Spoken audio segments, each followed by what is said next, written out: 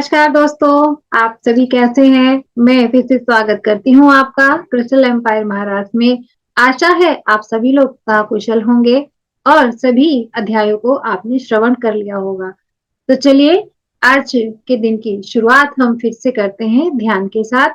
सभी ध्यानीगण एक आरामदायक स्थान पर बैठे, दोनों पैरों को क्रॉस करें, हाथों को क्रॉस करें, अपनी आंखों को मूंद कर अपनी सांसों पर ध्यान केंद्रित करें। तो आज हम कौन से बीजाक्षर मंत्र का ध्यान करेंगे? रीम। अपनी सांसों में हम रीम बीजाक्षर मंत्र को महसूस करेंगे। अपनी सांसों से उसी के नाम का रीम का ही उच्चारण करेंगे। आपको क्या बोलना है? रीम, सांसों के साथ में। तो चलिए, मैं अपनी पूर्णात्मा से अनुसंधान हूँ, माँ आद्या शक्ति के बीज मंत्र रीम की ऊर्जा ग्रहण कर रही हूँ। इस ध्यान में मैं अपने सभी गुरुओं, माता पिता, बजो और आसपास उपस्थित सभी दिव्य आत्माओं का धन्यवाद करती हूँ और सभी गुरुओं से प्रार्थना करती हूँ कि वह इस ध्यान में मेरे साथ रहें। हम सभी एक पिरामिड के नीचे बैठे ध्यान कर रहे हैं। धीरे धीरे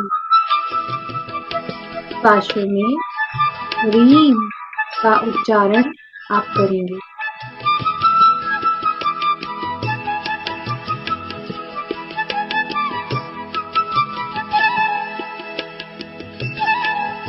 श्वास को भरते हुए रीम,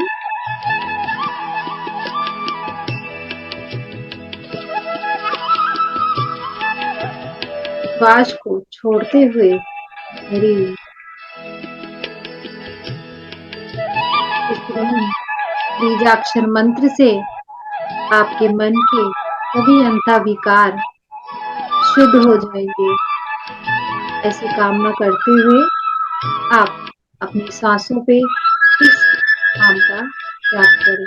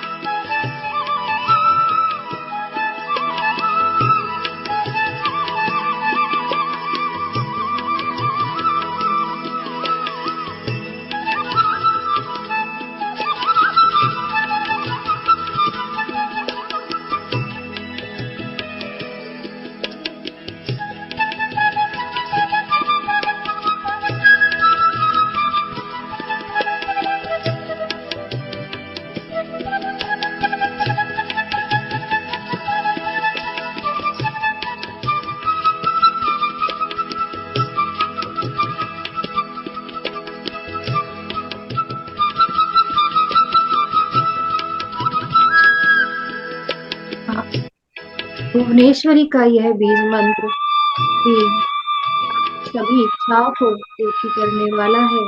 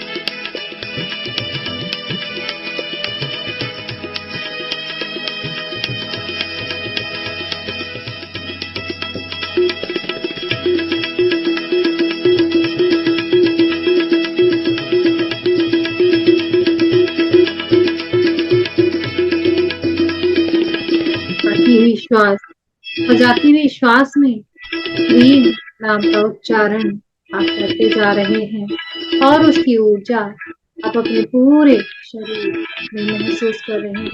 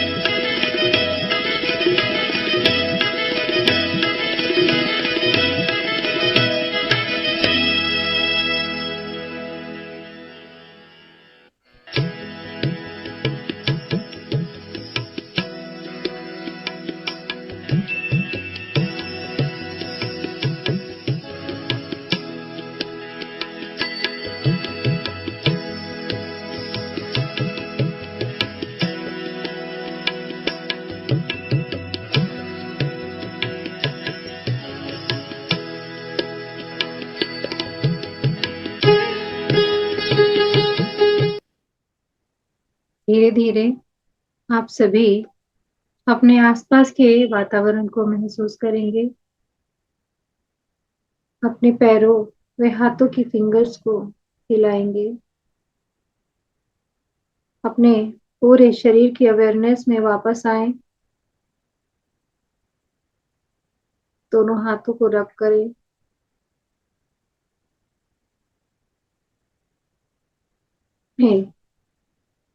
आंखों पर रखें। अपने हाथों के अंदर ही अपनी आंखों को खोलें और ध्यान से बाहर आए। आशा है मित्रों, आज आपने रीम के बीज मंत्र को अपने पूरे शरीर में महसूस किया होगा। बहुत ही उज्जवल, उन्नत शक्ति और ऊर्जा का महसूस आपने किया होगा इस बीज मंत्र में, क्योंकि कल की कक्षा में हमने रीम बीजाक्षर मंत्र का समझा था उसके बारे में। तो चलिए हम आज की यात्रा को आगे बढ़ाते हुए हम आगे बढ़ते हैं चौथे स्कंद का 16वां अध्याय, भगवान श्री हरि के विविध अवतारों का संक्षिप्त में वर्णन। तो कल हमने जाना था कि सभी जितने भी राक्षस गण थे वह रसातल लोक में चले गए थे। अब आगे की कथा में क्या है? जन्मेजय बोले, हे मुनिश्रेष्ठ, हे विभो, अद्भुत चरित्र वाले भगवान विष्णु ने भृगु के शाप से किस प्रकार अवतार ग्रहण किए थे, मतलब किसके युग में कौन कौन से अवतार ग्रहण किए थे। हे धर्मज्ञ, हे ब्राह्मण, श्रवण करने का सम्मत सुख सुलभ कराने वाले, पापों को नाश, श्रवण मतलब सुनने वाले, उन सभी आप कथानकों का वर्णन करें जो हमारे सभी पापों को मुक्त कराने वाले हैं। यह सब सुनने की मेरी इच्छा है। ऐसी इच्छा राजा जन्मेजय कहते हैं। तो आज हम सभी भी लोग उन सब बातों को जानकर अपने भी जो भी क्षीण कर्म है उनको दूर करके माँ आद्याशक्ति का आशीर्वाद ग्रहण करेंगे। तो चलिए कथा में आगे बढ़ते हैं। व्यास जी बोले, हे राजन, हे नराधिप, जिस मनवंतर तथा जिस युग में जैसे जैसे भगवान विष्णु के अवतार हुए हैं उन अवतारों को मैं बता रहा हूँ, आप सुने। हे नृप, भगवान नारायण ने जिस रूप से जो कार्य किया वह सब मैं आपको इस समय संक्षेप में बताता हूँ। चाक्षुष मनवंतर में, अब ये मनवंतरों के नाम है, में साक्षात विष्णु का धर्मावतार हुआ था। उस समय वे धर्मपुत्र होकर नर नारायण नाम से धरातल पर विख्यात हुए थे। अर्थात विष्णु भगवान का पहला जो भी अवतार हुआ था वह कौन सा था? नर नारायण। और उस मनवंतर यानी उस युग का क्या नाम था? चाक्षु। इस वैवस्व मनवंतर के दूसरे चतुर्युग में अर्थात वै वैवस्वत मनवंतर के दूसरे चतुर्युग में भगवान का दत्तात्रेय अवतार हुआ। वे भगवान श्री हरि महर्षि अत्रि के पुत्र में अवतरीण हुए। उन अत्रि मुनि की भार्या अनुसुईया की प्रार्थना पर ब्रह्मा, विष्णु तथा महेश ये तीनों महान देवता उनके पुत्र रूप में उत्पन्न हुए थे। अत्रि की पत्नी साध्वी अनुसुईया सती स्त्रियों में श्रेष्ठ थी। उनके सम्यक रूप से प्रार्थना करने पर वे तीनों देवता उनके पुत्र रूप में अवतरित हुए थे। उनमें ब्रह्मा जी सोम रूप में, साक्षात विष्णु दत्तात्रेय के रूप में और शंकर जी दुर्वासा के रूप में उनके यहाँ पुत्र तत्व को प्राप्त हुए थे। देवताओं का कार्य सिद्ध करने के लिए चौथे चतुर्युग में 2 प्रकार के रूपों वाला मनोहर नृसिंहावतार हुआ। भगवान श्री विष्णु ने उस समय हिरण्यकशिपु का सम्यक वध करने के लिए ही देवताओं को भी चकित कर देने वाला नारसिंह रूप धारण किया था। भगवान विष्णु ने दैत्यराज बलि का शमन करने के उद्देश्य से उत्तम त्रेता युग में कश्यप मुनि के यहाँ वामन रूप से अवतार ग्रहण किया था। उन वामन रूपधारी विष्णु ने यज्ञ में राजा बलि को छलकर उनका राज्य हर लिया था और उन्हें पाताल में स्थापित कर दिया। 19वें चतुर्युग में त्रेता नामक युग में भगवान विष्णु महर्षि जमदग्नि के परशुराम नामक महाबली पुत्र के रूप में उत्पन्न हुए थे। तो मित्रों, आप ध्यान से सुन रहे होंगे, यह सभी विष्णु भगवान के अवतारों के वर्णन किए जा रहे हैं। क्षत्रियों का नाश कर डालने वाले उन प्रतापी, सत्यवादी तथा जितेंद्रिय परशुराम ने संपूर्ण पृथ्वी क्षत्रियों से छीनकर महात्मा कश्यप को दे दी थी। हे राजेंद्र, मैंने अद्भुत कर्म वाले भगवान विष्णु के पापनाशक परशुराम नामक अवतार का यह वर्णन कर दिया। भगवान विष्णु ने त्रेता युग में रघु के वंश में दशरथ पुत्र राम के रूप में अवतार धारण किया था। इस प्रकार 28वें द्वापर में साक्षात नर तथा नारायण के अंश से कल्याणप्रद तथा महाबली अर्जुन और श्री कृष्ण पृथ्वी तल पर अवतरीण हुए थे। श्री कृष्ण तथा अर्जुन ने पृथ्वी का भार उतारने के लिए भूमंडल पर अवतार लिया और कुरुक्षेत्र में अत्यंत भयंकर युद्ध किया। हे राजन, इस प्रकार प्रकृति के आदेशानुसार युग युग में भगवान विष्णु के अनेक अवतार हुए। यह संपूर्ण त्रिलोकी प्रकृति के अधीन रहती है। यह भगवती प्रकृति जैसे चाहती है वैसे ही जगत को निरंतर नचाया करती है। परम पुरुष की प्रसन्नता के लिए वे समस्त संसार की रचना करती है। अर्थात अपने परम पुरुष यहाँ कौन है? ब्रह्म, यानी कि वह सर्व शक्ति के लिए, यूनिवर्स को लिए माँ आद्या शक्ति इस समस्त संसार के अंदर इन तरह तरह की लीलाओं की रचना करती है। प्राचीन काल में इस चराचर जगत का सृजन करके सबके आदि रूप सर्वत्र गमन करने वाले दुर्गे, महान, अविनाशी, स्वतंत्र, निराकार, निष्प्रय और परात्पर वे भगवान, जिन माया रूपणी भगवती के संयोग से उपाधि रूप में ब्रह्मा, विष्णु, महेश 3 प्रकार के प्रतीत होते थे, वे ही परा प्रकृति है। उत्पत्ति और काल के योग से वे कल्याणमयी प्रकृति उस परमात्मा से भिन्न भासती है। सबका मनोरथ पूर्ण करने वाली वे प्रकृति ही विश्व की रचना करती है, सम्यक रूप से पालन करती है और कल्प के अंत में संहार कर देती है। इस प्रकार वे विश्व मोहिनी भगवती प्रकृति ही तीनों रूप में विराजमान रहती है। उन्हीं से संयुक्त होकर ब्रह्मा ने जगत की सृष्टि की है। उन्हीं से संबुद्ध होकर विष्णु पालन करते हैं और उन्हीं के साथ मिलकर कल्याणकारी रुद्र संहार करते हैं। पूर्व काल में उन भगवती परा प्रकृति ने ही उस कुसत्वंशी नृपश्रेष्ठ को उत्पन्न करके दानवों को पराजित करने के लिए उन्हें कहीं पर स्थापित कर दिया। इस प्रकार इस संसार के सभी प्राणी विधि के नियमों में बनकर सदा सुख और दुख से युक्त रहते हैं। विधि मतलब जो एक यूनिवर्स का संविधान है, उससे सभी प्राणी कभी सुख वे कभी दुख का भोग करते हैं। इति श्रीमद्देवी भागवते महापुराणे अष्टादशसहस्रायां संहितायां चतुर्थस्कन्धे हरे नाना अवतारणं वर्णनं नानम षोडशोऽध्यायः। अब हम चतुर्थ स्कंद के 7वें अध्याय की ओर आगे चलते हैं। श्री नारायण द्वारा अप्सराओं को वरदान देना। राजा जन्मेजय द्वारा व्यास जी से श्री कृष्ण अवतार का चरित्र सुनने का निवेदन करना। जन्मेजय बोले, हे मुने, आप नर नारायण के आश्रम में आई हुई अप्सराओं की चर्चा पहले ही कर चुके हैं, जो काम पीड़ित होकर शांत चित मुनि नारायण पर आसक्त हो गई थी। इसके बाद मुनि नारायण उन्हें शाप देने के लिए उन्होंने उद्यत हो गए थे, मतलब खड़े हो गए थे। इस पर उनके भाई धर्मवेता नर ने उनसे ऐसा करने के लिए उन्हें रोक दिया। हे मुनि, अत्यंत कामासक्त उन अप्सराओं के द्वारा अपने मन में पति रूप में संकल्पित किए गए उन मुनि नारायण ने इस विषय में इस विषम संकट के उपस्थित होने पर क्या किया। हमने पिछले कक्षाओं में जाना था कि सभी अप्सरा, जब नर नारायण तपस्या कर रहे थे तो सभी इंद्र के द्वारा सभी अप्सराएं भेजी गई थी। 16,108 अप्सराएं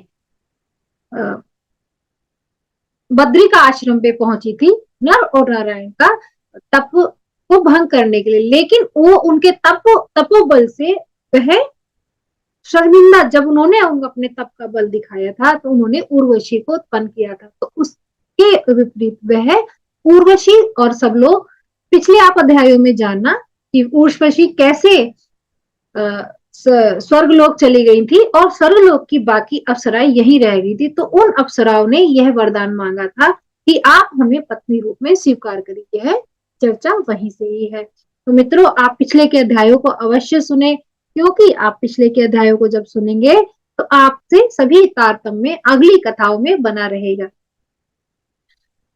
तो चलिए हम आगे बढ़ते हैं। इंद्र के द्वारा प्रेषित उन वरांगनाओं के बार बार बहुत प्रार्थना करके विवाह के लिए याचित उन भगवान नारायण मुनि ने क्या किया, यह पितामह, मैं उन नारायण मुनि का मोक्षदायक चरित्र सुनना चाहता हूँ, विस्तार से मुझे बताइए। तो मित्रों, श्री कृष्ण भगवान का, विष्णु भगवान का जो भी चरित्र सुनता है उसे अवश्य ही मोक्ष प्राप्त होता है। यदि आप भी इसका धैर्य से श्रवण करेंगे तो आप भी इस मोक्ष की ओर अग्रसर होंगे। तो हम कुछ श्लोकों को संस्कृत में उच्चारण करते हैं। शृणु राजन प्रवक्ष्यामि यथा तस्य महात्मना धर्मपुत्रस्य धर्मज्ञ विस्तरेण वदामि ते। हे राजन सुनिए, मैं बताऊंगा, हे धर्मज्ञ, उन महात्मा धर्मपुत्र नारायण का चरित्र विस्तार पूर्वक मैं आपको बता रहा हूँ। जब नर ने मुनि नारायण को शाप देने के लिए उद्यत देखा, क्रोधित देखा, तब उन्होंने नारायण को आश्वासन देकर वैसा करने से रोक दिया। तत्पश्चात क्रोध के शांत हो जाने पर महामुनि तपस्वी धर्मपुत्र नारायण उन अप्सराओं के मंद मंद मुस्कुराते हुए मधुर वचन कहने लगे, हे सुंदरियों, हमने इस जन्म में संकल्प कर रखा है कि हम दोनों कभी भी विवाह नहीं करेंगे, अतः मेरे ऊपर कृपा करके आप लोग स्वर्ग लौट जाएं। धर्मज्ञ लोग दूसरों का व्रत भंग नहीं करते। हे सुंदर नेत्रों वाली इस संसार श्रृंगार रस में रति को ही स्थायी भाव कहा गया है, अतः ब्रह्मचार्य व्रत धारण करने के कारण उसके अभाव में मैं कैसे संबंध कर सकता हूँ। कारण के बिना कार्य नहीं हो सकता, यह सुनिश्चित है। कवियों ने शास्त्रों में कहा है कि स्थायी भाव ही रस स्वरूप है। समस्त सुंदर अंगों वाला मैं धरातल पर धन्य तथा सौभाग्यशाली हूँ कि जो आप लोगों का स्वाभाविक प्रीति पात्र बन सका। हे महाभागो, आप लोग कृपा करके मेरे व्रत की रक्षा करें, मैं दूसरे जन्म में आप लोगों का पति अवश्य बनूंगा। हे विशाल नेत्रों वाली सुंदरियों, देवताओं का कार्य सिद्ध करने के लिए मैं 28वें द्वापर में इस धरातल पर निश्चित रूप से अवतरित हो जाऊंगा। उस समय आप लोग भी राजा की कन्याएं होकर पृथक पृथक जन्म ग्रहण करेंगी और मेरी भार्याएं बनकर पति भाव को प्राप्त होंगी। पारी ग्रहण का ऐसा आश्वासन देकर भगवान नारायण मुनि ने उन्हें विदा किया और वे अप्सराएं भी काम व्यथा से रहित होकर वहां से चली गईं। इस प्रकार उनसे विदा पाकर वे अप्सराएं स्वर्ग पहुंची और फिर उन्होंने इंद्र को सारा वृतांत बता दिया। तदनंतर उन अप्सराओं से नारायण मुनि का वृतांत विस्तार पूर्वक सुनकर तथा साथ में आई उर्वशी तथा अन्य नारियों को देखकर इंद्र उन महात्मा नारायण की प्रशंसा करने लगे। इंद्र बोले, अहो, उन मुनि का ऐसा अपार धैर्य और तपोबल है, जिन्होंने अपने तप के प्रभाव से इतनी अप्सराओं के सादृश्य रूप वाली अन्य उर्वशी आदि अप्सराएं उत्पन्न कर दी। नारायण मुनि की यह प्रशंसा करके देवराज इंद्र का मन प्रसन्नता से परिपूर्ण हो गया। उधर धर्मात्मा नारायण भी तपस्या में लीन हो गए। हे राजन, इस प्रकार मैंने आपसे मुनि नारायण और महामुनि नर के संपूर्ण अद्भुत वृतांत का वर्णन कर दिया। हे भरत श्रेष्ठ, वे ही नर नारायण भृगु के शापवश पृथ्वी का भार उतारने के लिए इस लोक में पराक्रमी कृष्ण तथा अर्जुन के रूप में अवतरित हुए थे। तो आपने जाना, जो अर्जुन अवतार था और जो कृष्ण अवतार था, वह विष्णु भगवान का ही रूप नर नारायण का अवतार था। राजा बोले, हे मानद, अब कृष्ण अवतार की कथा विस्तार से मुझसे कहिए और मेरे मन में जो संदेह है उसका निवारण कीजिए। हे मुने, महाबली श्री कृष्ण और बलराम जिनके पुत्र रूप में उत्पन्न हुए हैं, उन वसुदेव और देवकी को दुख का भागी क्यों होना पड़ा? जिनकी तपस्या से संतुष्ट होकर साक्षात भगवान श्री हरि उनके पुत्र बने थे, वे ही वसुदेव बेड़ियों में बंद होकर कंस के द्वारा बहुत वर्षों तक ही क्यों सताए गए? वे श्री कृष्ण उत्पन्न तो मथुरा में हुए, किंतु गोकुल क्यों ले जाए गए? बाद में कंस का वध करके उन्होंने द्वारका में निवास क्यों किया? अपने पिता आदि के द्वारा सेवित समृद्धि संपन्न तथा पवित्र स्थान को छोड़कर वे भगवान श्री कृष्ण दूसरे अनार्य देश में क्यों चले गए? एक ब्राह्मण के श्राप से भगवान श्री कृष्ण के वंश का नाश क्यों हो गया? पृथ्वी का भार उतार कर उन सनातन भगवान श्री कृष्ण ने तुरंत देह त्याग कर क्या कर दिया और वे स्वर्ग चले गए। जिन पापियों के भार से पृथ्वी व्याकुल हो उठी थी, उन्हें तो अमित कर्मों वाले भगवान श्री कृष्ण और अर्जुन ने मार डाला था, किंतु जिन चोरों ने भगवान श्री कृष्ण की पत्नियों का अपहरण कर लिया, उन्हें वे क्यों नहीं मार सके? भीष्म, द्रोण, कर्ण, राजा बलहीक, वैराट, विकर्ण, राजा दृष्टद्युम्न, सोमदत्त आदि सभी राजागण युद्ध में मार डाले गए थे। भगवान श्री कृष्ण ने उनका भार तो पृथ्वी से उतार दिया, किंतु वे चोरों का भार क्यों नहीं मिटा सके? कृष्ण की पतिव्रता पत्नियों को निर्जन स्थान में इस प्रकार दुख क्यों मिला? हे मुनि श्रेष्ठ, मेरे मन में यह संदेह बार बार हो रहा है। धर्मात्मा वसुदेव ने पुत्र से संतप्त होकर अपने प्राण त्याग दिए, इस प्रकार वे अकाल मृत्यु को प्राप्त हुए। हे मुनिवर, पांडव धर्मनिष्ठ थे और भगवान कृष्ण भी सदा तल्लीन रहते थे, और फिर भी उन्हें दुख क्यों भोगना पड़ा? महाभागा, द्रौपदी को क्यों दुख सहना पड़ा? वह तो साक्षात लक्ष्मी के अंश पर उत्पन्न थी और वेदी के मध्य से प्रकट हुई थी। रजो धर्म से युक्त उस रूपी द्रौपदी को उसके बाल पकड़कर घसीटते हुए दुशासन सभा में ले आए।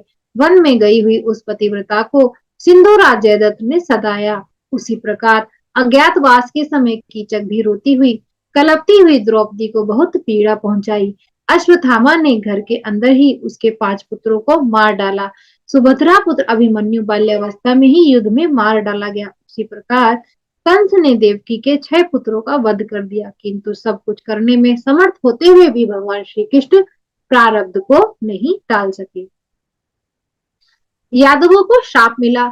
इसके बाद प्रभास क्षेत्र में उनका निधन हो गया। इस प्रकार भयंकर कुल नाश हो गया और अंत में उनकी पत्नियों का भी हरण हो गया। भगवान कृष्ण स्वयं नारायण, ईश्वर और विष्णु थे, फिर भी उन्होंने दास की भांति उग्र की तरह सदा सेवा ही की। हे महाभाग मुनि, नारायण के विषय में मुझे यह संदेह है कि आचार व्यवहार में सदा साधारण प्राणियों के समान ही रहते हैं। सभी प्राणियों के समान हर्ष, शोक आदि भाव उनमें भी क्यों है? उन भगवान श्री कृष्ण की भी अन्यथा गति क्यों हुई? मतलब इस तरीके से उनको तीर से उनकी मृत्यु क्यों हुई। अतः आप श्री कृष्ण के महान चरित्र का विस्तार पूर्वक वर्णन कीजिए और उन लोकोत्तर भगवान के द्वारा पृथ्वी तल पर किए गए कर्मों को भी बताइए। श्री मुनि हे मुनि श्रेष्ठ, भगवान श्री कृष्ण दैत्यों की आयु समाप्त होने पर बड़े कष्ट से उन्हें मार पाए। उस समय उनकी विख्यात ईश्वरीय शक्ति कहाँ थी? रुक्मणी हरण के समय वे वासुदेव श्री कृष्ण उसे लेकर भाग गए। उस समय तो उन्होंने चोर तुल्य आचरण किया। समृद्धिशाली तथा अपने पूर्वजों के द्वारा प्रतिष्ठित किए गए मथुरा मंडल को छोड़कर वे श्री कृष्ण जरासंध के भय से द्वारका चले गए। उस समय कोई भी नहीं जान सका कि श्री कृष्ण ही भगवान विष्णु है। हे ब्राह्मण, श्री कृष्ण के द्वारा अपने को वज्र में छिपाए रखने का कारण आप मुझे बताइए। हे सत्यवती नंदन, ये तथा और भी दूसरे बहुत से संदेह हैं। हे महाभाग, हे द्विजर, आप सभी कुछ जानने वाले हैं, अतः आप उन्हें दूर कर दीजिए। एक गोपनीय संदेह है जो मेरे मन से निकल नहीं पा रहा। क्या द्रौपदी के 5 पतियों का होना लोक में निंदनीय नहीं? विद्वजन तो सदाचार को ही प्रमाण मानते हैं, तब समर्थ होकर भी उन पांडवों ने पशु धर्म क्यों स्वीकार किया?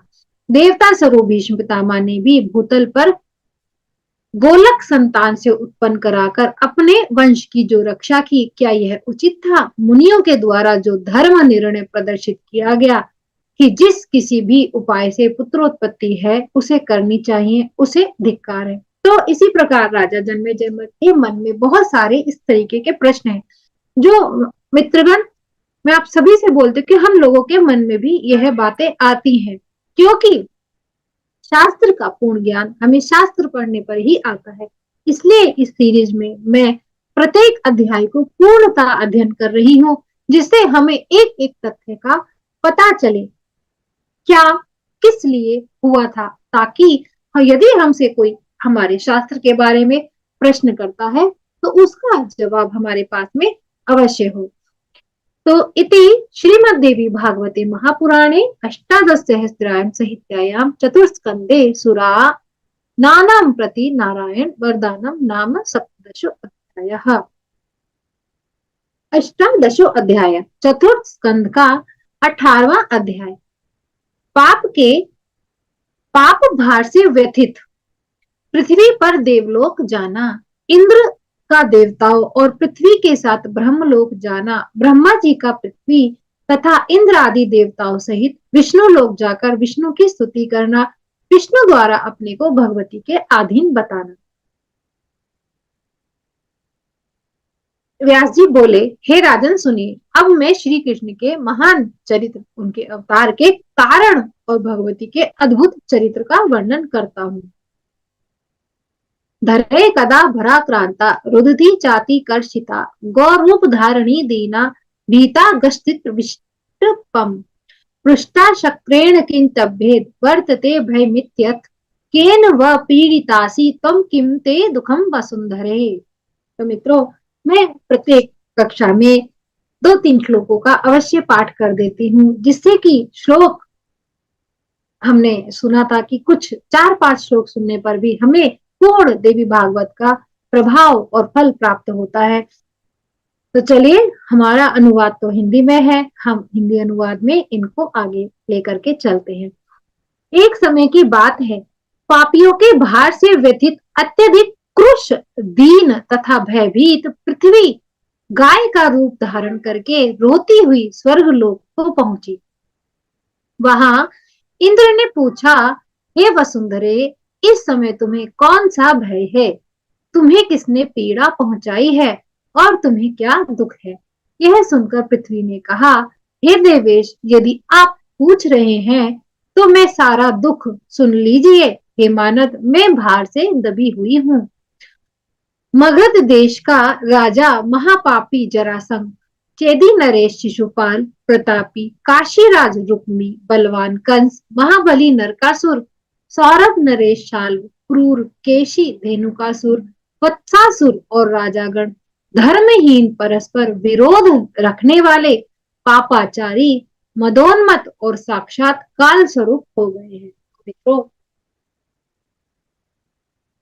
यहाँ पृथ्वी ने क्या बोला? पृथ्वी ने उन सभी राजाओं की क्रूरता के विषय में बोला जो अधर्म का पालन करते हैं। तो मित्रों, जब कोई पृथ्वी पर अधर्म, अधर्म क्या होता है? किसी को भी छल कपट, पीड़ा पहुंचाना, अनायास ही प्रकोप करना, वह सभी पृथ्वी के भार को बढ़ाते हैं। क्योंकि जब यह वाइब्रेशन हमारे पृथ्वी के आसपास ज्यादा रहती है तो पृथ्वी को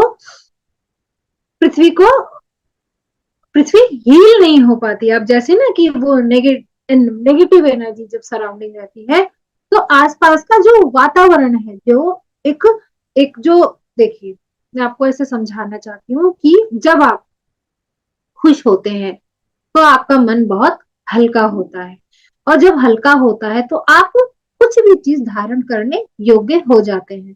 तो हमारी पृथ्वी कहाँ से ऊर्जा ले रही है? वह ऊर्जा कहाँ से ले रही है? ब्रह्मांड से ले रही है। लेकिन जो वाइब्रेशन लोगों की बाहर निकल रही है, वह जो वातावरण है उसको ढक लेती है, जिसको हम नेगेटिव एनर्जी, तो हमने तमोगुण से वह भरती जा रही है। तो जब तमोगुण पृथ्वी पर ज्यादा हो गया था तो पृथ्वी में हीट ज्यादा हो जाती है। जब हीट ज्यादा हो जाती है तो जितने भी ग्लेशियर है, जैसे आप अभी हम जिसको बोलते हैं ग्लोबल वार्मिंग कहते हैं, ग्लोबल वार्मिंग इसी तरीके की एक रेडिएशन है जो इंसान अपने मन से निकालते थे। कि हम सभी कक्षाओं में नेगेटिव और पॉजिटिव वाइब्रेशन को समझ रहे हैं, कैसे एक नेगेटिव वाइब्रेशन किसी दूसरे को परेशान करती।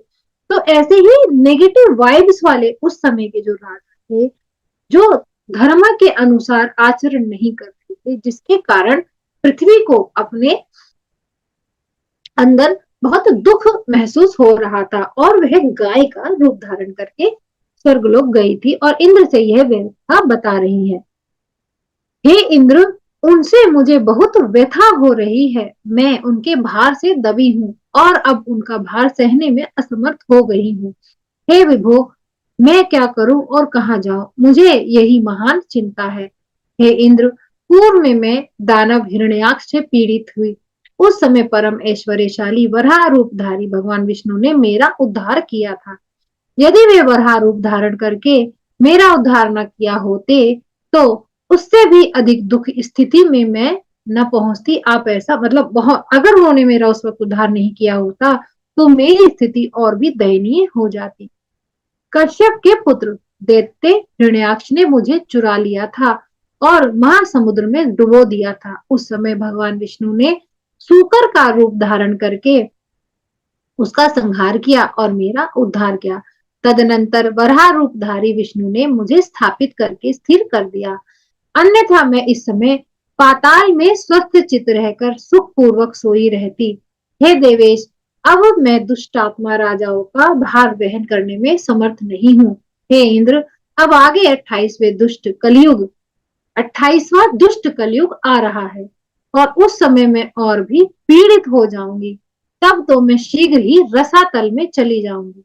अतएव हे देव देवेश, इस दुख रूपी महासागर से मुझे पार करके मेरा बोझ उतार दीजिए। मैं आपके चरणों में नमन करती हूँ। इंद्र बोले, हे वसुंधरे, मैं इस समय तुम्हारे लिए क्या कर सकता हूँ? तुम ब्रह्मा की शरण में जाओ, वे ही तुम्हारा दुख दूर करेंगे। मैं भी वहां आ जाऊंगा। यह सुनकर पृथ्वी ने तत्काल ब्रह्मलोक के लिए प्रस्थान किया। उसके पीछे पीछे इंद्र भी सभी देवताओं के साथ वहां आ गए। हे महाराज, उस आई हुई धेनु को अपने सम्मुख उपस्थित देखकर ध्यान दृष्टि द्वारा उसने ब्रह्मा जी ने जान लिया कि वह पृथ्वी है और कहा, हे कल्याणी, तुम किस लिए रो रही हो और तुम्हें कौन सा दुख है? मुझे भी बताओ। मैं पृथ्वी के पापाचारी ने तुम्हें पीड़ा पहुंचाई है, मुझे बताओ। धरा बोली अर्थात पृथ्वी बोली, हे जगतपते, हे दुष्ट दुष्ट कली, कली मतलब कलयुग अब आने वाला है। मैं उसी के आतंक से बहुत डरी हुई हूँ, क्योंकि उस समय सभी लोग पापाचारी हो जाएंगे, सभी लोग दुराचारी हो जाएंगे, आपस में विरोध करते होंगे, चोरी के कर में संलग्न होंगे। वे राक्षस रूप में एक दूसरे के पूर्ण रूप से शत्रु बन जाएंगे। हे पितामह, उन राजाओं का वध करके मेरा भार उतार दीजिए। हे महाराज, मैं राजाओं की सेना के भार से दबी हुई हूँ। ब्रह्मा जी बोले, हे देवी, तुम्हारा भार उतारने में मैं सर्वथा समर्थ नहीं हूँ। अब हम दोनों चक्रधारी देवादिदेव भगवान विष्णु के धाम को चलते हैं। वे जनार्दन तुम्हारा भार अवश्य उतार देंगे। मैंने पहले से ही भली भांति विचार करके तुम्हारा कार्य करने की योजना बनाई है। उन्होंने इंद्र से कहा, हे सुरश्रेष्ठ, जहां पर भगवान जनार्दन विद्यमान है, अब आप वहीं पर चलें। व्यास जी बोले, ऐसा कहकर वे वेदकर्ता चतुर्मुख ब्रह्मा जी हंस पर आरूढ़ हुए और देवताओं की गौर रूप धारणी पृथ्वी को साथ में लेकर विष्णु लोक के लिए प्रस्थित हो गए। वहां पहुंचकर भक्ति से परिपूर्ण हृदय वाले ब्रह्मा जी वेद वाक्यों से उनकी स्तुति करने लगे। ब्रह्मा जी बोले, आप हजार मस्तकों वाले, हजार नेत्रों वाले और हजार पैरों वाले हैं। आप देवताओं के भी आदि देव तथा सनातन वेद पुरुष हैं। हे विभो, हे रमापते, भूतकाल, भविष्य काल और वर्तमान काल का जो भी हमारा अमर अमर तत्व है, उसे आपने ही हमें प्रदान किया है। आपकी इतनी बड़ी महिमा है कि उसे त्रिलोकी में कौन नहीं जानता। आप ही सृष्टि करने वाले, पालन करने वाले और संहार करने वाले हैं। आप सर्वव्यापी, सर्वशक्ति संपन्न है। व्यास जी बोले, इस प्रकार स्तुति करने पर पवित्र हृदय वाले गरुड़ ध्वज भगवान विष्णु प्रसन्न हो गए और उन्हें ब्रह्मा आदि देवताओं को अपने दर्शन दिए। प्रसन्न मुखमंडल वाले भगवान विष्णु ने देवताओं का स्वागत किया और विस्तार पूर्वक उनके आगमन का कारण पूछा। तदनंतर पदम योनि ब्रह्मा जी ने उन्हें प्रणाम करने के उपरांत पृथ्वी के दुख का स्मरण करते हुए उनसे कहा, हे विष्णु, हे जनार्दन, अब पृथ्वी का भार दूर कर देना आपका कर्तव्य है। अतः हे दयानिधे, द्वापर का अंतिम समय उपस्थित होने पर आप पृथ्वी पर अवतार लेकर दुष्ट राजाओं को मारकर पृथ्वी का भार उतार देंगे। तो द्वापर कलयुग का पहला चरण, जब ये महाभारत हुआ तो कलयुग का पहला चरण था और द्वापर का अंतिम चरण था। तो द्वापर युग के अंदर जितने भी पापाचारी राजाओं का मरना अवश्य था, इसलिए वहां पर भगवान विष्णु ने श्री कृष्ण अवतार में जन्म लिया। विष्णु बोले, इस समय वे विष्णु, ब्रह्मा, शंकर, इंद्र, अग्नि, यम, त्वष्टा, सूर्य तथा वरुण कोई भी स्वतंत्र नहीं है। यह संपूर्ण चराचर जगत योग माया के अधीन रहता है। ब्रह्मा से लेकर तृण पर्यंत सब कुछ सात्विक, रजस, तमस गुणों के सूत्रों द्वारा उन्हीं में गुथा हुआ है। हे सुव्रत, हे हित कारिणी भगवती, सर्वप्रथम प्रेक्षा पूर्वक जैसा करना चाहती है वैसा ही करती है। हम लोग भी सदा उसके अधीन रहते हैं। अब आप लोग स्वयं अपनी बुद्धि से विचार करें कि यदि मैं स्वतंत्र होता तो महासमुद्र में मत्स्य और कच्छप रूपधारी क्यों बनता। अर्थात यहाँ विष्णु भगवान अपना भी पक्ष रखते हुए कहते हैं कि यदि सभी कुछ मैं करने में संभव होता तो मैं मछली और कछुआ क्यों बनता। तो तिर्यक योनि में कौन सा भोग प्राप्त होता है। आप बताइए कि आप मछली या कछुआ बने तो उसमें कौन सा भोग प्राप्त होगा, कौन सा यश मिलता है या कौन सा सुख प्राप्त होता है, कौन सा पुण्य प्राप्त होता है। इस प्रकार क्षुद्र योनियों में जन्म लेने वाले मुझ विष्णु को क्या फल मिला। यदि मैं स्वतंत्र होता तो शुकर अर्थात सुअर, नृसिंह मतलब सिंह रूप में, नर और सिंह, और वामन क्यों बनता। इसी प्रकार हे पितामह, मैं जमदाग्नि पुत्र परशुराम के रूप में उत्पन्न क्यों होता। इस भूतल पर क्षत्रियों का संहार जैसा निशंस कर्म क्यों करता और उनके रुधिर से समस्त सरोवरों को क्यों भर डालता। उस समय जमदाग्नि पुत्र परशुराम के रूप में जन्म लेकर एक श्रेष्ठ ब्राह्मण होकर भी युद्ध में क्षत्रियों का संहार क्यों करता और घोर निंदनीय निर्दयी बनकर गर्भस्थ शिशुओं का भला क्यों मारता। हे देवेंद्र, राम का अवतार लेकर मुझे दंडक वन में पैदल विचरण करना पड़ा, गेरुआ वस्त्र धारण करना पड़ा और जटा वलकलधारी बनना पड़ा। उस निर्जन वन में असहाय रहते हुए तथा पास में बिना किसी भोज्य सामग्री के ही निर्लज होकर आखेट करते हुए मैं इधर उधर भटकता था। उस समय माया से आच्छादित रहने के कारण मैं उस मायावी स्वर्ण यानी कि जो वो मृग था उसे, देखिए मित्रों, यहाँ पर भगवान भी अपनी चेष्टा बता रहे हैं कि मैं तो सब कुछ जानने वाला था लेकिन मैं माया के मोह में आकर उस मृग को नहीं पहचान सका और जानकी को पर्णकुटी में छोड़कर उस मृग के पीछे निकल पड़ा। मेरे बहुत मना करने पर भी प्राकृत गुणों से व्याह मुग्ध होने के कारण लक्ष्मण भी उस सीता को छोड़कर मेरे पद चिन्हों का अनुसरण करते हुए वहां से निकल पड़े। तदनंतर कपट स्वभाव राक्षस रावण ने भिक्षुक का रूप धारण करके शोक से व्याकुल जानकी का तत्काल हरण कर लिया। तब दुख से व्याकुल हो मैं वन वन भटकता हुआ रोता रहा तथा अपना कार्य सिद्ध करने के लिए मैंने सुग्रीव से मित्रता की। मैंने अन्याय पूर्वक बाली का वध किया और शाप से मुक्ति दिलाई और इसके बाद वानरों को अपना सहायक बनाकर लंका की ओर प्रस्थान किया। वहां युद्ध में मेरा छोटा भाई लक्ष्मण दोनों ही नागपाशों से बांध दिए गए। हम दोनों को अचेत पड़ा देखकर सभी वानर आश्चर्यचकित हो गए। तब गरुड़ ने आकर हम दोनों भाइयों को छुड़ाया। उस समय मुझे महान चिंता होने लगी कि देव अब जाने क्या करेगा। राज्य छिन गया, वन में वास करना पड़ा, पिता की मृत्यु हो गई और प्रिय सीता हर ली गई। युद्ध कष्ट दे ही रहा था, अब आगे देव न जाने क्या करेगा। हे देवतागण, सर्वप्रथम दुख तो मुझ राज्य विहीन का वनवास हुआ। वन के लिए चलते समय राजकुमारी सीता मेरे साथ थी और मेरे पास धन भी नहीं था। वन में जाते समय पिताजी ने मुझे एक वराटिका मतलब एक कौड़ी भी नहीं दी। असहाय तथा धनविहीन मैं पैदल ही निकल पड़ा। उस समय क्षत्रिय धर्म का त्याग करके व्याधि वृत्ति के द्वारा मैंने उस महावन में 14 वर्ष व्यतीत किए। तदनंतर भाग्यवश युद्ध में मुझे विजय प्राप्त हुई और महान असुर रावण मारा गया। इसके बाद में सीता को ले आया और मुझे अयोध्या फिर से प्राप्त हुई। इसी प्रकार जब मुझे संपूर्ण राज्य मिल गया तब कौशल देश पर अधिष्ठित हुए मैंने वहां पर कुछ वर्षों तक सांसारिक सुख का भोग किया। इस प्रकार पूर्व काल में मुझे राज्य प्राप्त हो गया। तब मैंने लोक निंदा के भय से वन में सीता का परित्याग कर दिया। इसके बाद मुझे पुनः पत्नी वियोग से होने वाला भयंकर दुख प्राप्त हुआ। वह धरानंदिनी सीता पृथ्वी को भेद कर पाताल में चली गई। इस प्रकार रामावतार में मैं परतंत्र होकर निरंतर दुख पाता रहा। तो भला दूसरा कौन स्वतंत्र हो सकता है। तत्पश्चात काल के वशीभूत होकर मुझे अपने भाइयों के साथ स्वर्ग जाना पड़ा। अतः कोई भी विद्वान पराधीन व्यक्ति की क्या बात करेगा। हे कमलोद्भव, कमलोभद्र यहाँ किसके लिए है, ब्रह्मा जी के लिए। तो वो कहते हैं हे ब्रह्मा जी, आप यह जान लीजिए कि मैं तो स्वतंत्र नहीं हूँ।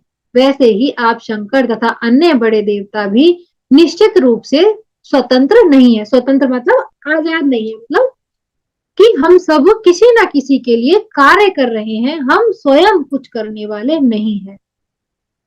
तो यहाँ पर यह अध्याय समाप्त होता है। इति श्रीमद्देवी भागवते महापुराणे अष्टादश संहितायां चतुस्कंदे ब्रह्माणा प्रति विष्णु वाक्यम नामष्टो दशो अध्यायः। अब हम अथ के 19वें अध्याय की तरफ आगे बढ़ते हैं। चतुस्कंद का 19वां अध्याय। देवताओं द्वारा भगवती का स्तवन, भगवती द्वारा श्री कृष्ण और अर्जुन को निमित्त बनाकर शक्ति से पृथ्वी के भार दूर करने का आश्वासन देना। तो मित्रों देखिए, जो भी कुछ हो रहा है पराम्बा जगदम्बिका की मर्जी से ही हो रहा है। और आपके जीवन में भी जो भी कुछ परिस्थितियां आती हैं वह भी ईश्वर की मर्जी से ही आती हैं। और यदि हम अपनी सभी परेशानियों को माँ पराम्बा जगदम्बिका पर छोड़कर धैर्य धारण करते हैं तो अवश्य ही हम उन परेशानियों से मुक्ति प्राप्त कर सकते हैं। तो व्यास जी यहाँ कहते हैं, ऐसा कहने के उपरांत भगवान विष्णु ने ब्रह्मा जी से कहा, जिन भगवती की माया से मोहित रहने के कारण सभी लोग परम तत्व को नहीं जान पाते, उन्हीं की माया से आच्छादित रहने के कारण हम लोग भी जगत गुरु, शांत स्वरूप और सच्चिदानंद तथा अविनाशी परम पुरुष का स्मरण नहीं कर पाते। अर्थात जगत गुरु जो सबके गुरु हैं, शांत स्वरूप जिनका स्वरूप बिल्कुल शांत है, सच्चिदानंद जो परमा आनंद है, अविनाशी जो इनका कभी विनाश नहीं हो सकता, तो परम पुरुष का स्मरण नहीं कर पाते। अर्थात शक्ति के ऊपर जो भी पर ब्रह्म है उसका हम उनका दर्शन नहीं कर पाते। अर्थात हम जब भी वहां जाने की कोशिश करते हैं तो माया के वशीभूत होकर कोई ना कोई प्रकार कार्य ऐसा कर लेते हैं कि हमारी चेतना का स्तर नीचे आ जाता है। तो ऐसा ही यहाँ पर समझाना चाह रहे हैं विष्णु भगवान। हे ब्राह्मण, मैं विष्णु हूँ, मैं ब्रह्मा हूँ, मैं शिव हूँ। इसी अभिमान से मोहित हम लोग उस सनातन परम तत्व को नहीं जान सकते। अर्थात जब हम कहते हैं मैं, यहाँ ब्रह्मा विष्णु और यानी कि यदि मैं यहाँ पर आपको समझाना चाहूंगी, ब्रह्मा विष्णु महेश के पास में जो भी शक्तियां हैं उनके अनुरूप होकर, क्योंकि माया तो उनकी शक्तियों में ही है। अर्थात जब कोई मनुष्य बहुत ज्ञानी होकर यह बोलता है मैं बहुत ज्ञानी हूं तब, और एक मनुष्य जब अपने आप को बहुत शक्तिशाली समझकर कहता है मैं बहुत शक्तिशाली हूं, और शिव तत्व में कौन सा गुण है? तमोगुण। जब एक तमोगुण वाला व्यक्ति अपने सभी बुरे गुणों को अपनाकर कहता है कि मैं ही सर्वत्र ठीक हूं, तो वह क्या है? वह गुण वो है जो आपको परम पिता परमेश्वर की को आगे उसको देखने में पीछे खींचते हैं। उस परमात्मा की माया से मोहित मैं उसी प्रकार सदा उसके अधीन रहता हूँ। यानी कि मैं केवल परम पिता परमात्मा की जो माया शक्ति पराम्बा जगदम्बिका जो है, मैं केवल उनके अधीन रहता हूँ। जैसे वो मुझे करवाती है मैं वैसा ही कठपुतली की भांति वह कार्य करता हूँ। कल्प के आरंभ में अर्थात जो भी युग हुआ था उसके शुरुआत में ब्रह्मा ने, शिव ने तथा मैंने भी सुधा सागर में उस परमात्मा की अद्भुत विभूति का दर्शन किया था। मणिद्वीप में मंदार वृक्ष के नीचे चल रहे रासमंडल में एकत्रित सभा में सभी विभूति साक्षात देखी गई थी, ना कि वह केवल एक बात सुनी गई थी। अर्थात यहाँ ब्रह्मा विष्णु महेश ने साक्षात जब पराम्बा जगदम्बिका का दर्शन किया था उसके विषय में यह बता रहे। पिछली कक्षाओं में इसका विवरण पूरी तरीके से अच्छे से विस्तार से दिया गया है, आप अवश्य सुनिए। अतएव इस अवसर पर सभी देवता उस परमा शक्ति कल्याणकारी सभी कामनाओं को पूर्ण करने वाली माया स्वरूपिणी तथा परमात्मा की आद्या शक्ति भगवती का स्मरण करें।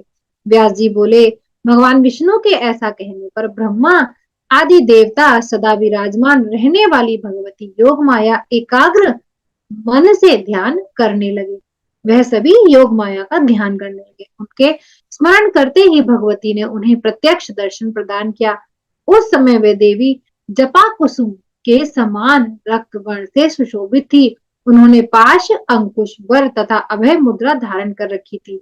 उन परम सुंदर भगवती को देखकर सभी देवता अत्यंत प्रसन्न हुए और उनकी स्तुति करने लगे। देवता बोले, जिस प्रकार मकड़ी से नाभि से तंतु, अग्नि से चिंगारियां निकलती हैं, उसी प्रकार जगत जिनसे प्रकट हुआ है उन भगवती को हम नमस्कार करते हैं। जिन माया शक्ति से संपूर्ण चराचर जगत पूर्णतः ओतप्रोत है। ओतप्रोत मतलब पूरे मिक्स है, मिला हुआ है। उनके चित्त स्वरूप वाली यानी कि चित्त का रूप वाली करुणा सिंधु भुवनेश्वरी को हम स्मरण करते हैं, जिन्हें न जानने से संसार में बार बार जन्म होता है और जिनका ज्ञान हो जाने से वह बंधन नाश हो जाता है। उन्हीं ज्ञान स्वरूपिणी भगवती का हम स्मरण करते हैं। वे हमें सन्मार्ग पर चलने के लिए प्रेरित करें। सन्मार्ग मतलब सदमार्ग पर। हम उन महालक्ष्मी को जाने, हम सर्वशक्तिमयी भगवती का ध्यान करते हैं। हे भगवती, हमें सत्कर्म में प्रवृत्त होने की प्रेरणा प्रदान करें। संसार का कष्ट हरने वाली हे माता, हम आपको सदा प्रणाम करते हैं। आप हम पर प्रसन्न हुए। हे दया से आर्द्र, दया से मतलब जैसे कि दया से दिल का पसीज जाना, आर्द्र मतलब यहाँ पर नमी है। दया से पसीज जाने वाले हृदय वाली, नरम पड़ जाने वाली मतलब आर्द्र मतलब नर्म पड़ जाने वाली हमारा कल्याण करे। हमारा यह कार्य संपन्न कर दीजिए। हे महेश्वरी, असुर समुदाय का संहार करके पृथ्वी का भार उतार दीजिए। हे भवानी, आप सज्जनों का कल्याण करें। हे कमल नयने, यदि आप देवताओं पर दया नहीं करेंगी तो यहाँ युद्ध क्षेत्र में तलवारों तथा बाणों से दैत्यों पर प्रहार करने में कैसे समर्थ हो सकेंगे। इस बात को आपने स्वयं यक्षोपाख्यान प्रसंग में शक्ष रूप धारण करके हे हुताशन, आप इस तिनके को देम इत्यादि पद कथनों के द्वारा व्यक्त कर दिया। हे माता, कंस, भौमासुर, काल यवन, केशी, बृहदत्थ पुत्र, जरासंध, बकासुर, पूतना, खर और शाल्व आदि तथा इनके अतिरिक्त और जो भी दुष्ट राजागण हैं पृथ्वी पर हैं, उन्हें मारकर आप जल्दी ही पृथ्वी का भार उतार दीजिए।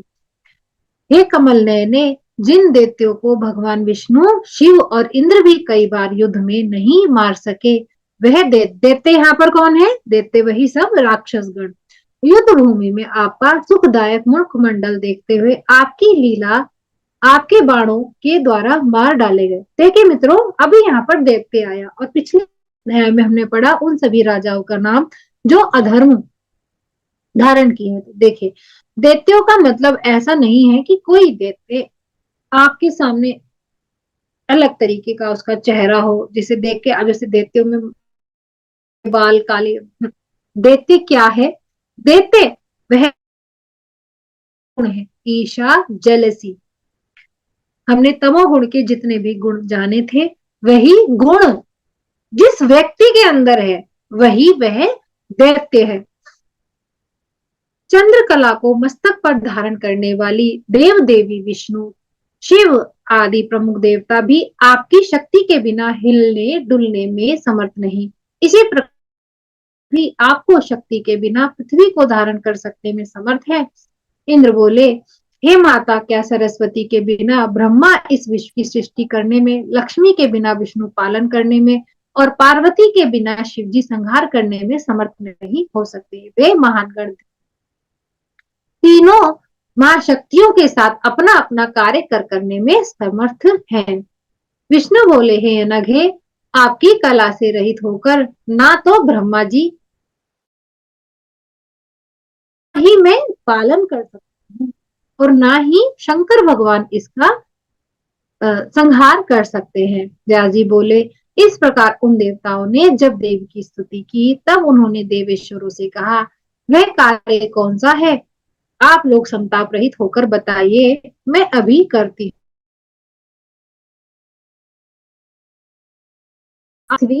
और तीन ब्रह्म जी, विष्णु जी और सभी देवता यह दुख लेकर कहाँ गए? आद्य शक्ति के पास गए और उन्होंने उनकी स्तुति की। उनकी स्तुति में तब माँ ने बोला कि अब आप मुझे बताइए, मुझे क्या करना है। तो मित्रों, आप हमेशा अपने दुख की याचना ना करें, आप ईश्वर को यह बताएं आपके लिए वह कौन सा साधन करे जिससे आपको सुख प्राप्त हो।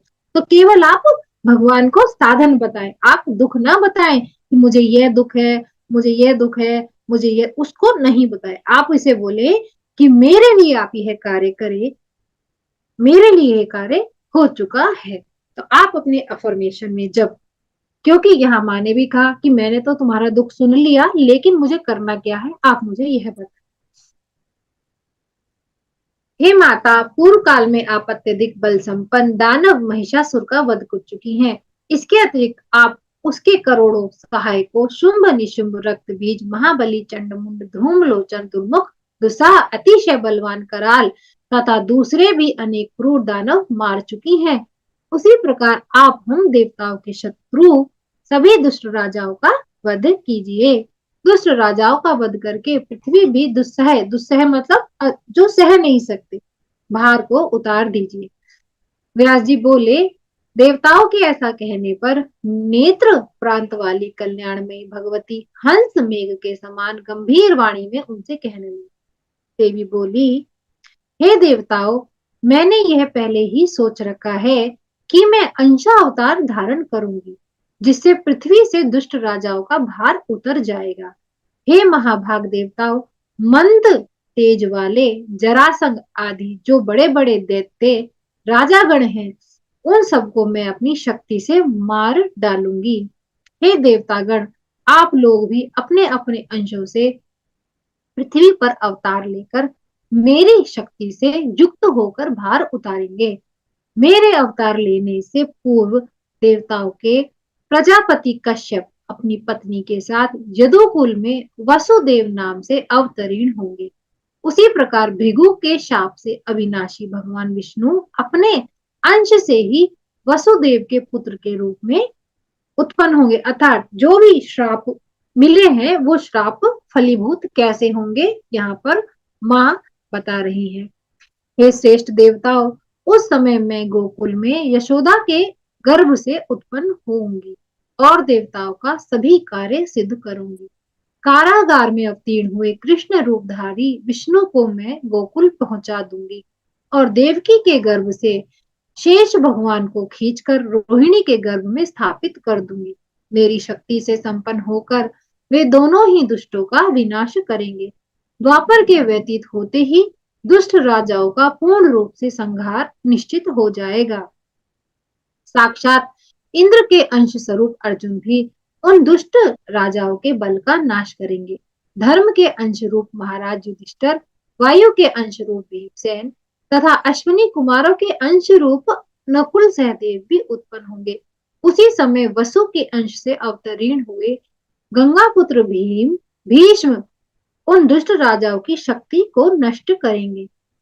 हे श्रेष्ठ देवतागण, आप लोग जाएं और पृथ्वी भी निश्चित होकर रहे। मैं उन अंशावतारी लोगों को निमित्त मात्र बनाकर, यानी कि आपके लिए उनको निमित्त बनाऊंगी। अपनी शक्ति से इस पृथ्वी का भार उतार दूंगी, इसमें संदेह नहीं है। मैं क्षत्रियों का यह कार्य कुरुक्षेत्र में करूंगी। असूया, ईर्ष्या, बुद्धि, तृष्णा, ममता, अपनी प्रिय वस्तु की इच्छा, स्पृहा, विजय की अभिलाषा, काम और मोह, इन दोषों के कारण सभी यादव भी नष्ट हो जाएंगे। ब्राह्मणों के शाप से उनके वंश का नाश हो जाएगा और शापवश भगवान श्री कृष्ण भी अपने शरीर को त्याग कर देंगे। आप लोग भी अपनी शक्ति स्वरूपा भार्याओं सहित अपने अपने अंशों से मथुरा तथा गोकुल में अवतरित होंगे और शांग पांगी भगवान विष्णु के सहायक बनेंगे। अर्थात जो भी महाभारत युद्ध हुआ था और जो भी कृष्ण चरित्र में जितने भी गोकुल में गोपिकाएं, जितने भी चर्चाएं, जितने भी चरित्र, जितने भी चरित्र श्री कृष्ण के साथ में आए हैं, वह सभी चरित्र देवताओं के अंश से पृथ्वी लोक पे आए थे और देवताओं का उनमें अंश था। और किसके मर्जी से वे आए थे, यानी कि किसकी आज्ञा से वे आए थे, वह माँ आद्या शक्ति की आज्ञा से आए थे। तो यह क्रीड़ा जो भी हुई थी, यह लीला जो भी हुई थी, वह माँ आद्या शक्ति के द्वारा ही रची गई थी, क्योंकि माँ आद्या शक्ति को पृथ्वी पर हुए पाप भार को उतारना था। तो चलिए हम आगे बढ़ते हैं। व्यास जी बोले, ऐसा कहकर परमात्मा की योग माया भगवती अंतर्ध्यान हो गई। तदनंतर पृथ्वी सहित सभी देवता अपने अपने स्थान पर चले गए। पृथ्वी भी उन भगवती की वाणी से संतुष्ट होकर शांतचित हो गई। हे जन्मेजय, वह औषधियों तथा लताओं से संपन्न हो गई। प्रजाएं सुखी हो गई, द्विजगणों की महान उन्नति होने लगी और सभी मुनिगण संतुष्ट होकर धर्मपरायण होने लगे। तो मित्रों, हम अपने जीवन में, हमने अब ये पाठ सुना, हम अपने जीवन में क्या उतारे। देखिए, जिस प्रकार माँ धरती बहुत चिंतित थी, उस चिंता में उनकी उन्नति रुकती, उनकी ग्रोथ रुक रही थी, लेकिन जब उन्हें चिंता का निवारण मिल गया तो उनमें ग्रोथ होने लगी। तो आपने अपने जीवन में क्या उतारेंगे कि आपको यदि कोई चिंता है, उसे केवल ईश्वर के समक्ष रखे और ईश्वर को उससे समाधान मांगे, तो अवश्य ही ईश्वर आपके लिए उसका समाधान अवश्य आपके हित में लाएंगे। तो लेकिन वह समाधान सही होना चाहिए। ऐसा नहीं कि हम द्वेषपूर्ण, ईर्ष्यापूर्ण, तमोगुण से रहित हम कोई इच्छा कर रहे हैं और उससे किसी का लाभ नहीं हो रहा हो, किसी को दुख हो रहा हो, किसी को पीड़ा हो रही हो और केवल हम अपनी इच्छा को जाहिर कर रहे हो, अपने आप को आगे रख रहे हो, तो ऐसा कदापि न करके जो सर्व सुखदायक होगा वह आप ईश्वर से मांगे। तो चलिए आज की यात्रा को हम यहीं पर समाप्त करते हैं। आज का अध्याय भी यहीं खत्म होता है। मैं समापन श्लोक के साथ को समाप्त करती हूँ। इति श्रीमद्देवी भागवते महापुराणे अष्टादशसहस्रायां संहितायां चतुर्थ स्कंधे देवान् प्रति देव्य वाक्य वर्णम नाम कोनविंशो अध्यायः। तो कल हम फिर से मिलते हैं। आप सभी क्रिस्टल एम्पायर महाराज से जुड़े रहे और आने वाली सभी कक्षाओं को सुने। आप सभी कक्षाओं को सुने क्योंकि आप सभी कक्षाओं के माध्यम से सभी ऊर्जाओं को समझेंगे, शास्त्र माध्यम से भी, संमत माध्यम से भी आप सभी को समझेंगे। तो चलिए हम कल फिर से मिलते हैं। आज के लिए इतना ही। नमस्कार।